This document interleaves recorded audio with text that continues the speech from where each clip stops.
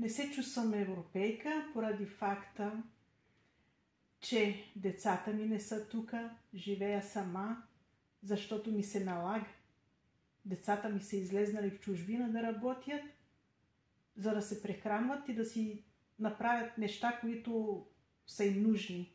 Каква европейка мога да бъда аз, след като живея сама и в мъка по децата си? Няма как да се чувствам европейка. И да не ни имат за последната дупка на кавала. Все пак, нали сме и ние в Европа? Да вземат под внимание тук в България, най-бедната държава в Европейския съюз. Да подпомогнат, а не да даваме помощи на къде не трябва. Пък нашите хора изнемогват къде от пожари, къде от наводнения, имат нужди и няма кой да им посрещне тия нужди.